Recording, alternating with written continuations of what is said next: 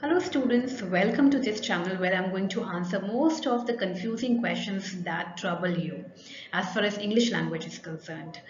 What's going in your mind when you have come to watch this video as far as notice writing is concerned? Well, what shall I do so that I can get 4 marks? What shall be the body of the notice? How shall I design my heading?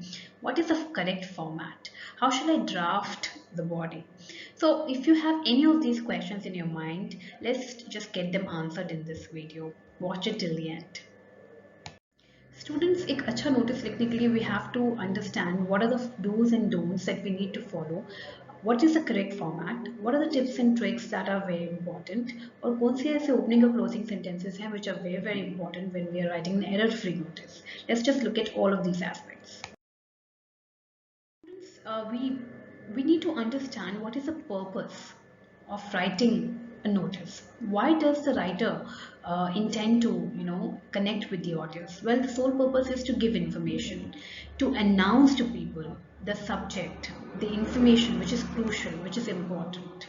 That is the sole idea. So you must understand that before you attempt to even drafting the notice. Now students, you should understand what is the marking scheme which the CBSE has given, because a proper understanding of that will give you a very clear picture how you have to draft your notice. Let's look at it. Format is given 1 mark, content को 2 marks दिए गए हैं, expression को 1 mark, in total आपको 4 marks के लिए आपको ये notice लिखना होता है.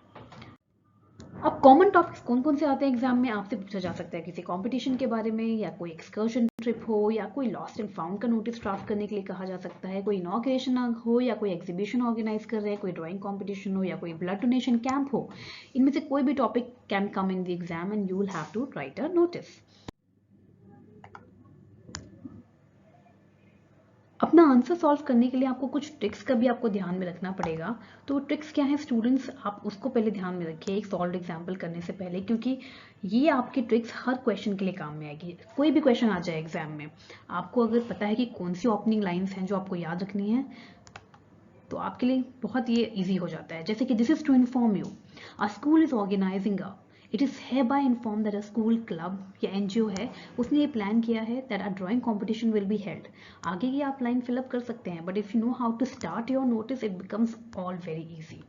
अब देखिए बीच में मिडिल पार्ट में आप क्या लिख सकते हैं, यहाँ पे आप एक आध डिटेल इन्वेंट कर सकते हैं. जैसे कि ड्यूरेशन की ट्रिप के बारे में कुछ इन्फॉर्मेशन दे दीजिए, या कोई टिकट की कॉस्ट के बारे में बता दीजिए, परमिशन लेटर है कि परमिशन लेटर लेके आना है, अटेंडेंस ज़रूरी है, एसेट्रा एसेट्रा. वो आपको खुद इन्वेंट करनी पड़ेगी जब आप लिखते हैं अपना नोटिस. कॉमन क्लोजिंग सेंटेंस, जब आप अपना नोटिस को क्लोज करते हैं तो कोई एक सेंटेंस ऐसा है जो आप हर जगह लिख सकते हैं. वो कौन सा है? इंटरेस्टेड स्टूडेंट्स में give names to the undersigned by. अब इंटरेस्टेड की स्पेलिंग जब मैंने रेड में लिखा है यहाँ पे, क्योंकि most of the students get it wrong, तो अपनी स्पेलिंग सही लिखिएगा, इसमें 3 नहीं आते हैं. इंटरेस्टेड स्टूडेंट्स में give name to the undersigned by, यहाँ पे आप डेट लिख सकते हैं. ये लाइन आप हर नोटिस में लिख सकते हैं. अब जब नीचे देखिए, you are requested to submit names to your class teacher हो सकती है जिसको आपको नेम सबमिट करने हैं, या कोई सेक्रेटरी हो सकता है क्लब का, या फिर it could be the head of any organization or the institution you're writing to, and latest by you write the date over here. So ये अगर आपको कॉमन फ्रेजेस आते हैं then your notice writing becomes very easy and almost सभी लोग इसमें 4 marks ला सकते हैं. So you should not feel that I don't know anything as far as notice writing is concerned. Let us notice लिखने के लिए सबसे इंपॉर्टेंट बात आपको देखनी होती है फॉर्मेट. सबसे पहले देखिए आप स्क्रीन में सबसे ऊपर लिखा है नेम ऑफ स्कूल. अगर नेम ऑफ स्कूल के साथ साथ प्लेस भी अगर क्वेश्चन में गिवन है तो आप वो भी यहाँ पर लिखेंगे. डेट देखिए 4 जुलाई 2020 लिख सकते हैं आप, या फिर आप लिख सकते हैं जुलाई 4 2020. तो अगर आप दोनों में से कोई भी फॉर्मेट चूज कर सकते हैं अपनी डेट को लिखने के लिए, पर याद रखिए if you are choosing the latter part of it then comma has to be placed before writing your year. That is 2020. Before writing 2020 you must place a comma separating the date 4 and 2020 if you're choosing this part after the oblique part. Then you go ahead and इसी sign line पे आप लिखिए notice.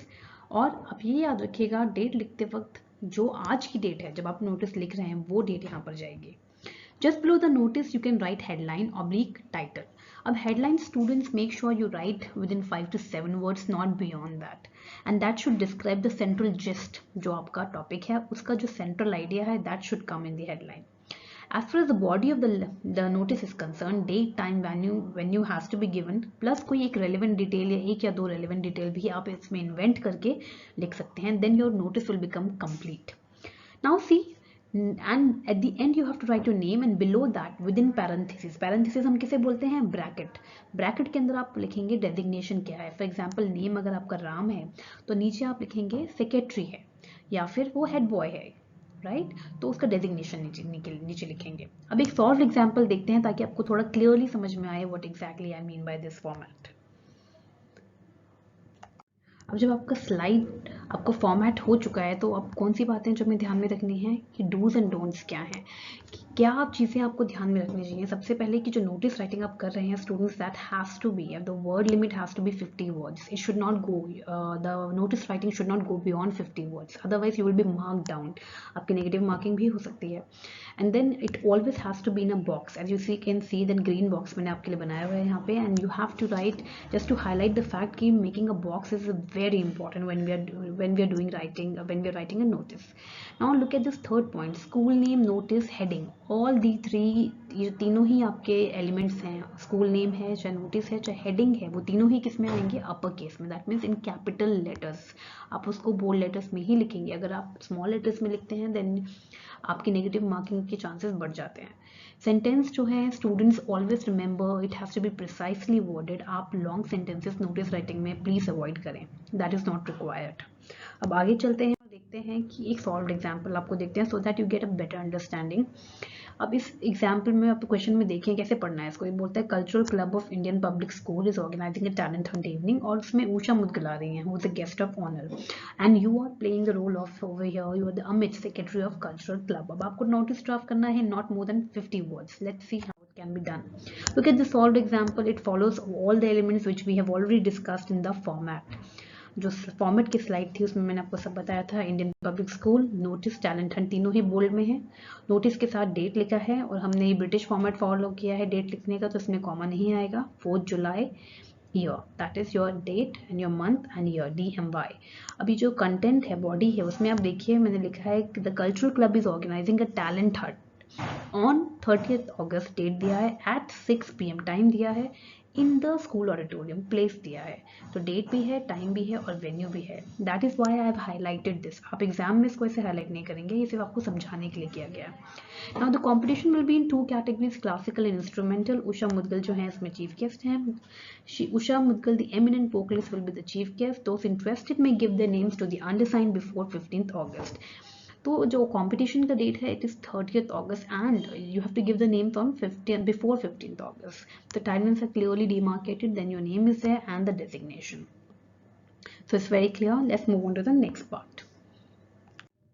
This is the practice question which you all can practice and see if you have understood all the important aspects जो भी आपको बताए गए हैं. And if you follow that precisely तो 4 मार्क्स आपके कहीं नहीं गए and you have safely secured those 4 marks and you can start focusing on other contents. So this is the practice question. You can do that and see whether you have understood or not.